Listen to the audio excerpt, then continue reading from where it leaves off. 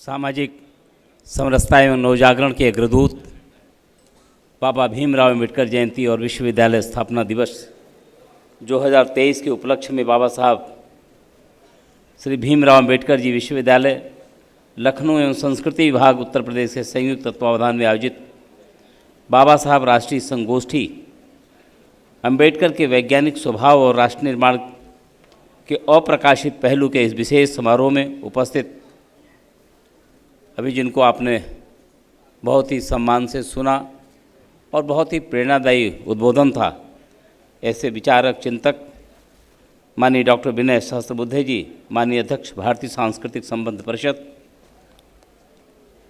अपने राष्ट्रीय अनुसूचित जाति आयोग के सम्मानित अध्यक्ष और जो जिनका व्यक्तिगत से मुझे परिचय है, इन्होंने समाज के ऐसे शोषित वंचित पीड़ित कमज़ोरों की आवाज़ बन करके अनेक स्तरों पर उनके अनेक समस्याओं का समाधान किया। ऐसे आदरणीय श्री विजय सापला जी, आदरणीय डॉक्टर प्रकाश बटूनिया जी, कुलाधिपति BBHU, प्रोफेसर संजय सिंह जी, अपने माननीय कुलपति जी, प्रोफेसर KL महावर जी, अध्यक्ष अस्थायी आयोजक समिति, डॉक्टर कुंवर सुरेंद्र बहादुर जी, उपस्थित गणमान्य जन, देवियों, सज्जनों, छात्र छात्राओं, मीडिया के बंधुओं, आप सभी को इस अवसर पर मेरी ओर से बहुत सादर नमस्कार। कुछ शब्द है जो मेरा लिखित वक्तव्य है, मैं उसको केवल वाचन करना चाहूँगा, चूँकि अत्यंत प्रेरणादायी उद्बोधन आपको प्राप्त हो चुका है। प्राय होता क्या कि हम सब बहुत कुछ पढ़ लेते हैं, सुन लेते हैं, बोल लेते हैं, लेकिन जान भी लेते हैं। जानना, पढ़ना, बोलना और जीना, जिसको हमने जान लिया है उसको जीना बड़ा कठिन होता है। मैं आज बाबा साहब, भारत में बाबा साहब अम्बेडकर जी ने जो जाना था उसको जिया था। इसके कारण आज उन पर अनेक प्रकार के, आज 14 अप्रैल को पूरे देश भर में, दुनिया भर में उनकी पावन जयंती मनाई जा रही है, उनके संस्मरणों की चर्चा हो रही है। ऐसे बाबा साहब भीमराव अम्बेडकर विश्वविद्यालय के इस पावन परिसर के अटल बिहारी सभागार के मंच से सर्वप्रथम मैं भारत के संविधान के शिल्पकार, अखंड भारत के प्रणेता, महान विचारक भारत रत्न बाबा साहब अम्बेडकर जी को शत शत नमन करते हुए अपनी भावपूर्ण श्रद्धांजलि अर्पित करता हूँ। डॉक्टर अम्बेडकर जी के इस जयंती समारोह के अवसर पर सम्मिलित होना मेरे लिए गर्व की बात है।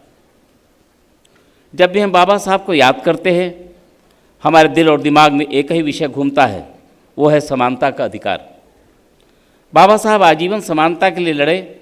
बचपन से ही होशियार रहने के कारण बाबा साहब को उच्च शिक्षा हेतु विदेश जाने के लिए स्कॉलरशिप मिली थी, जहाँ शिक्षा पूरी करने के पश्चात वे देश वापस लौट आए। बचपन में ही इन्होंने जातिवाद का दंश झेला था, जिसका इनके जीवन पर गहरा असर रहा था। इसके बाद उन्होंने जीवन भर जातिवाद से लड़ने और दलितों के उत्थान का बीड़ा उठा लिया। उन्होंने सदा इस बात की वकालत की कि समानता का अधिकार सदा धर्म और जाति से ऊपर हो। वो समानता जिसमें हर एक के प्रति समान दृष्टिकोण, कथनी और करनी में कोई भेद न हो, ऐसा बाबा साहब का सोच थी। उन्होंने विज्ञान को एक लोकतांत्रिक शक्ति के रूप में देखा, जो आपने विषय रखा है। कभी कभी लगता है कि बाबा साहब अम्बेडकर जी का और इस विज्ञान का, दोनों को मिलाकर के चर्चा का औचित्य क्या है। तो इसके माध्यम से समाज में व्याप्त विभिन्न पाखंड और अंधविश्वास की जंजीर को वो तोड़ना चाहते थे। विज्ञान को लोकतांत्रिक शक्ति के रूप में उन्होंने देखा था, क्योंकि उनको पता था कि युवा को अगर हमें कुछ समझाना है तो उसके वैज्ञानिक तथ्य को भी बताना पड़ेगा। डॉक्टर अम्बेडकर जिस व्यवस्था परिवर्तन की बात करते थे, वह सामंतवाद, पूंजीवादी, छुआछूत और पुरुष प्रधान समाज के विरुद्ध संघर्ष करने का आह्वान करता है। उन्होंने सामाजिक न्याय के लिए संघर्ष किया, समाज के उत्पीड़ित और दयनीय छात्रों के और क्षेत्रों के मानवाधिकारों को सुरक्षित और सुरक्षित रखने के लिए कई सामाजिक आंदोलनों का नेतृत्व भी किया। अस्पृश्यता को दूर करने के लिए बाबा साहब ने अपना जीवन समर्पित कर दिया था।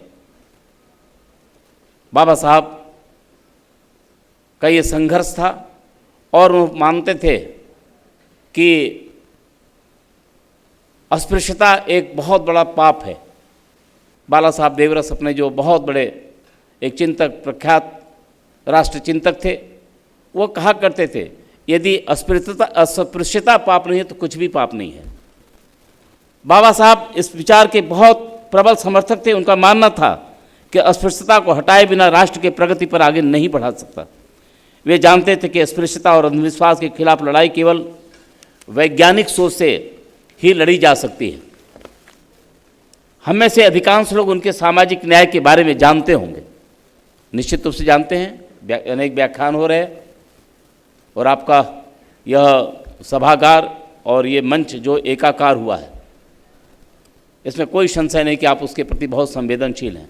मुझे तो बहुत अच्छा लग रहा था कि जब ये अपने विश्वविद्यालय का जब कुलगीत हो रहा था तो पूरा आपके जो जिनको भी यह कंठस्थ था, मैं बच्चियों को भी देखा, उन बच्चों को भी देखा और हमारे सम्मानित प्रोफेसर जो प्राध्यापकगण है, यानी वो सब लोग बहुत ही भावपूर्ण ढंग से उस गीत का गान कर रहे थे।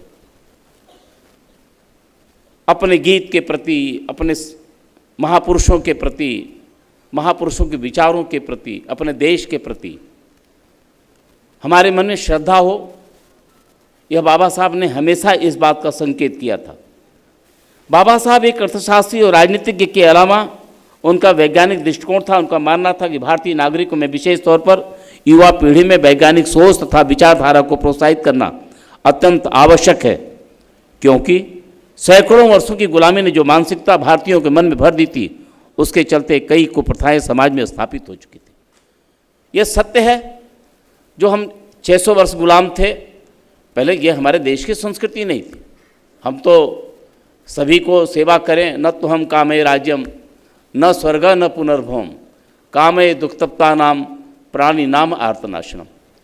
हम दुखी की प्राणी की सेवा कर सकें, यही हमें चाहिए। हमें राज्य नहीं चाहिए, हमें सत्ता नहीं चाहिए, और यदि राज्य भी चाहिए, सत्ता भी चाहिए, तो समाज में अंतिम पावदान पर खड़े व्यक्ति के जीवन का उत्थान करने के लिए चाहिए। इस नाते हम सब काम करते थे। बाबा साहब का मानना था कि वैज्ञानिक प्रभाव से युक्त युवा पीढ़ी प्रत्येक प्रथा और परंपरा को वैज्ञानिक दृष्टिकोण के तर्क के आधार पर मापेगी। वो जानते थे इस बात को। आप कहोगे ऐसा क्यों? इस नाते उन्होंने वैज्ञानिक दृष्टिकोण पर अपना मत दिया। जो सही होगा वह सर्वग्राही होगा और उसी को स्वीकार करे। इस विचारधारा से समाज में प्रचलित अंधविश्वासों से तथा कुप्रथा से मुक्ति संभव है। इस नाते उनका वैज्ञानिक सोच इस पर स्पष्ट था।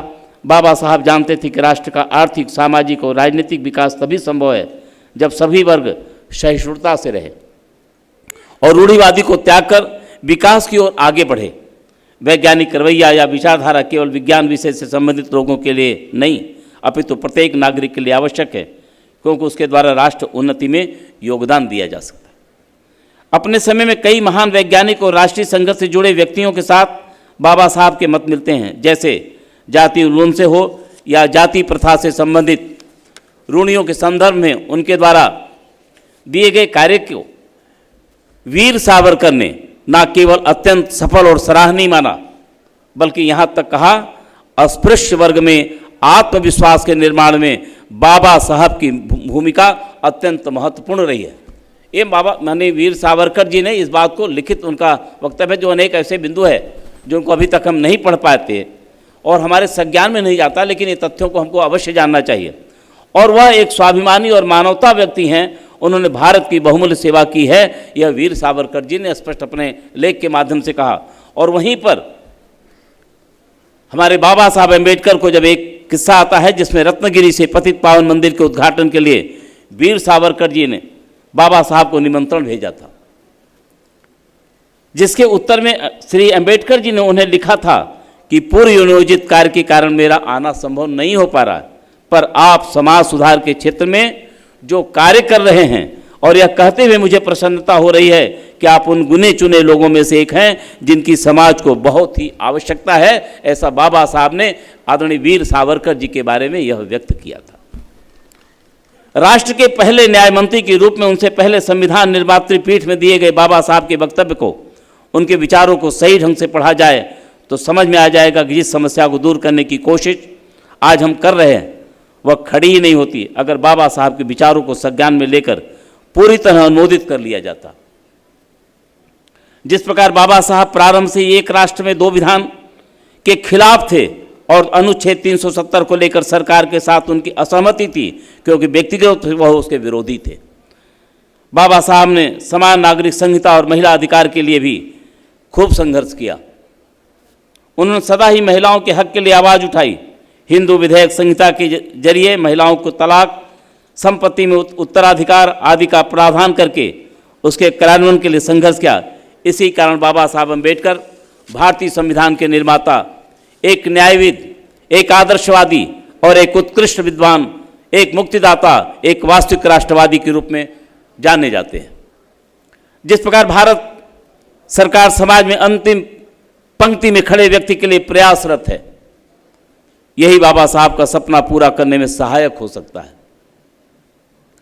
भारत सरकार द्वारा जिस प्रकार भारतीय नीतियों और शिक्षा पद्धति में बदलाव लाए जा रहे हैं वह वैज्ञानिक सोच के विकास की तरफ एक मजबूत कदम है।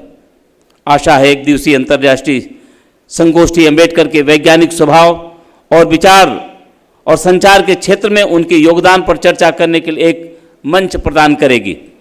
यह संगोष्ठी विज्ञान संचार की नई नींव रखेगी और वैज्ञानिक प्रवृत्ति के विकास के लिए नए तौर तरीके का सुझाव देगी। बाबा साहब की मान्यता थी कि देश को आगे बढ़ाने के लिए पूरे समाज को एकजुट होकर कार्य करना होगा। संविधान सभा में 25 नवंबर 1949 को अपने अंतिम उद्बोधन में इतिहास से प्रेरणा लेने का आह्वान करते हुए उन्होंने कहा, मित्रों, मैं कोई ऐसी बात नहीं करना चाहता जो कहीं से कपोल कर, वह उनके लिखित वक्तव्य में है और आप सब जानते हैं। केवल आवश्यकता है समय समय पर उसको स्मरण करने के लिए, और उन्होंने जिस बात को चेतावनी दिया था उसको भी हमें हमेशा स्मरण रखना चाहिए था।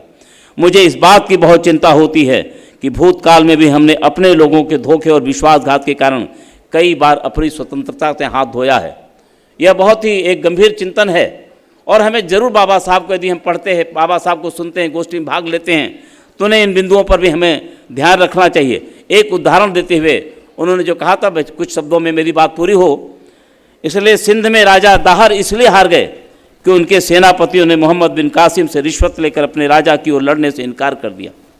वह हमारे समाज के बीच के व्यक्ति जयचंद ही था जिसने पृथ्वीराज चौहान को पराजित करने के लिए मोहम्मद गोरी को केवल आमंत्रित नहीं किया बल्कि उससे वादा भी किया कि वह उसकी मदद करेगा।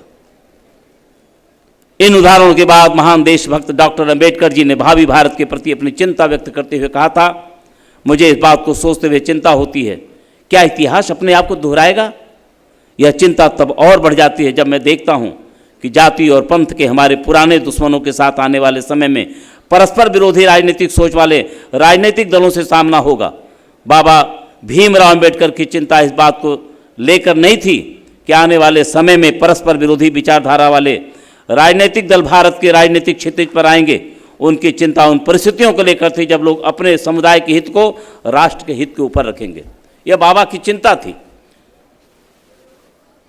और क्या भारतीय अपने मजहबी पंथ के हित को राष्ट्रीय हित के ऊपर रखेंगे?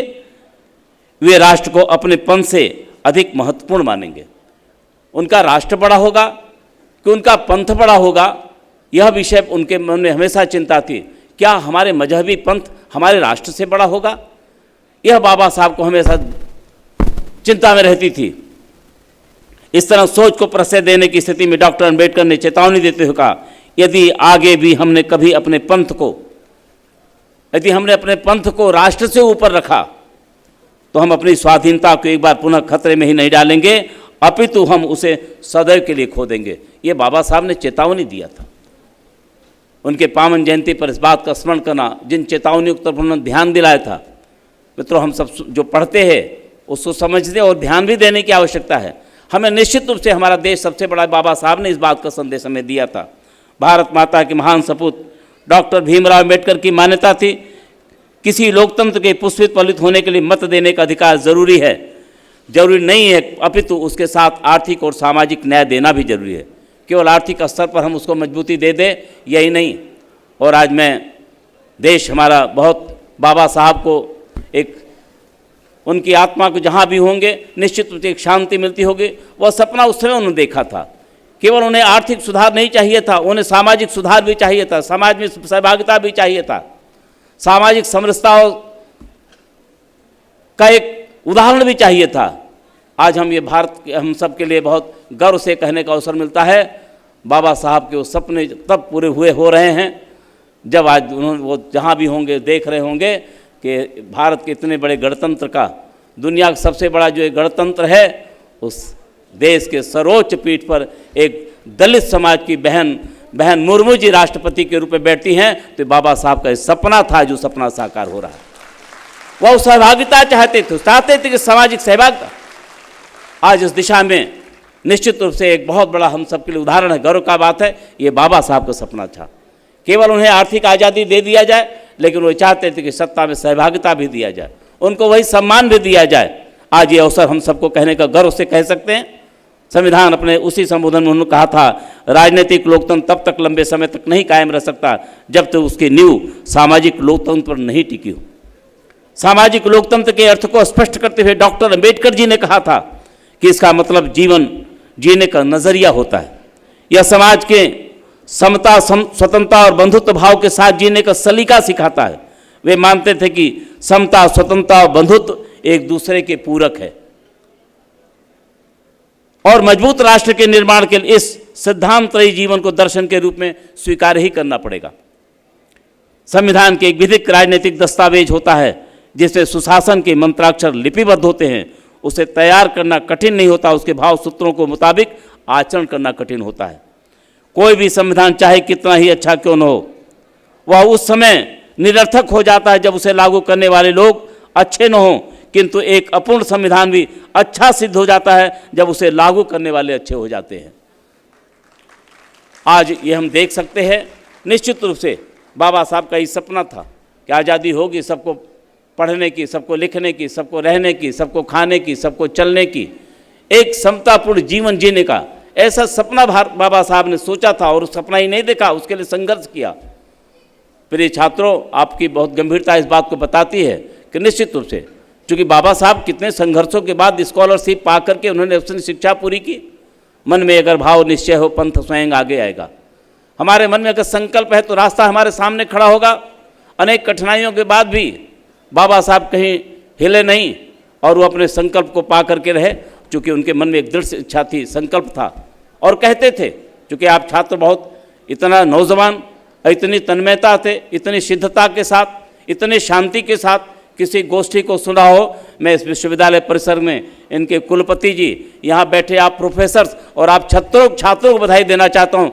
बहुत कम संगोष्ठियों में इतनी शांतिपूर्ण वातावरण में लोग विचारों को सुनते हों, इसके लिए मैं बधाई देना चाहता हूँ। इसके लिए मैं बधाई देना चाहता हूँ, क्योंकि आपका मन इस प्रकार से जुटा हुआ है बाबा साहब के विचारों को केवल जानने नहीं, उनको जीने के लिए। और बाबा साहब की यही इच्छा थी कि ऐसा भारत बने जिसमें सभी को अपनी बात कहने का एक सुंदर सर्वसमावेशी भारत, हर क्षेत्र में सबका दिखाया हो, सभी को रहने, पढ़ने, लिखने, चलने की सुविधा हो, समता से जीवन जीने का हो। आज और यह भारत एक स्वाभिमानी हो, स्वावलंबी हो, आत्मनिर्भर हो, इस स्वीकृत बाबा साहब ने संघर्ष किया। दुनिया में भारत का एक नाम ऊंचा हो, हम गर्व से कह सकें कि देश हमारा है। बाबा साहब, आज उनको विचार करना होगा। क्या हम बाबा साहब, जो लोग कहीं इधर उधर कभी भटक जाते हैं, यदि भारत से ऊपर, अगर हमारे देश से ऊपर और किसी चीज़ को मानते हैं, तो क्या उस माध्यम से हम बाबा साहब के सपने को पूरा कर सकते हैं? ये आत्मचिंतन का भी अवसर होता है। इस नाते बहुत लंबा न करते मैं कुछ इतना ही कहना चाहूँगा कि मुझे उम्मीद है कि दुनिया के कोने कोने से शामिल हो रहे सम्मानित विद्वानों द्वारा इस गोष्ठी में इस बात पर जरूर चर्चा आएगी कि हम लोग अपने राष्ट्र को बाबा भीमराव अंबेडकर समाज के सपनों को समाज के निर्माण में किस तरह से तैयार करें। आज यहाँ से संकल्प लेकर के जाने की आवश्यकता है। बाबा साहब अगर ये कहते थे आपके पढ़ने में रुचि है, यह शिक्षा बाबा साहब कहा करते हैं, शेरनी का वह दूध है जो पिएगा वो दहाड़ेगा।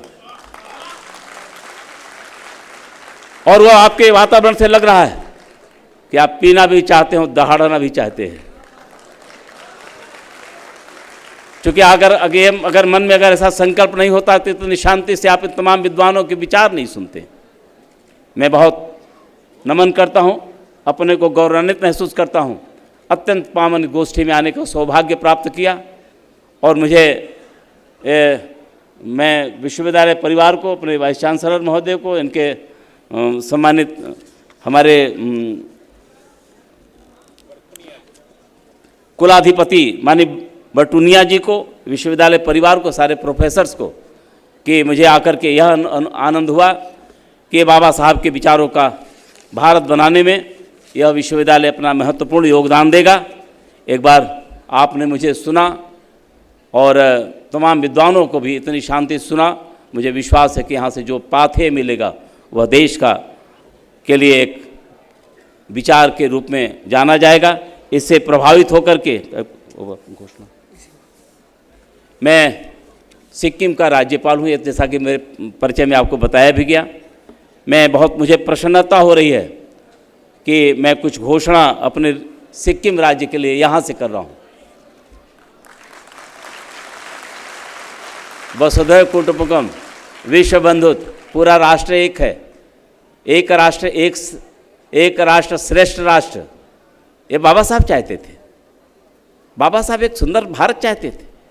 बाबा साहब ने उस समय कहा था कि अपने दलित बंधुओं से कहा, आप चाहे जैसे आ जाओ हिंदुस्तान में, मेरे कानून मंत्री रहते हुए आप आ जाओ, मैं चाहता हूं कि हमारे जहां भी हमारे दलित बंधु हैं सब हमारे इस भारत माता की भूमि में आ जाओ। यह बाबा साहब का सपना था। आज वो सपना पूरा हो रहा है।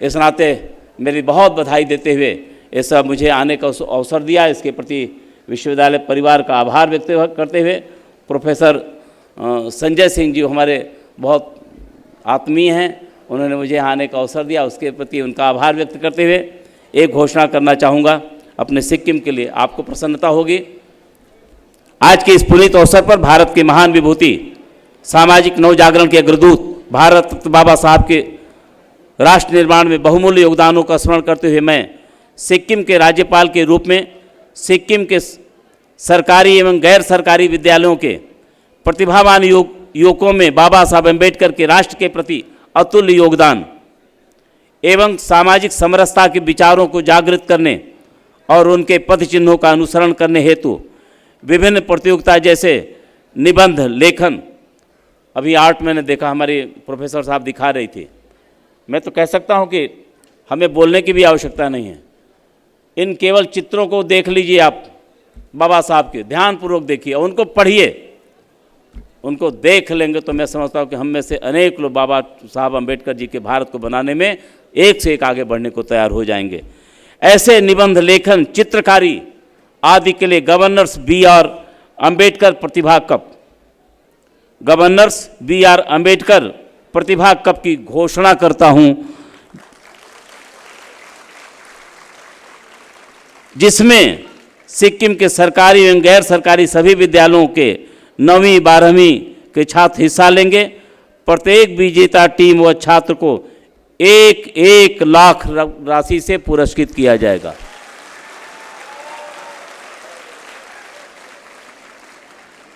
एवं अच्छे प्रदर्शन करने वाले छात्रों को भी प्रोत्साहन राशि से हम सम्मानित करेंगे। आप भी जब कभी सिक्किम आइए, पधारिए, बहुत सुंदर सिक्किम भी है, साफ है, बहुत ऑर्गेनिक खेती होती है।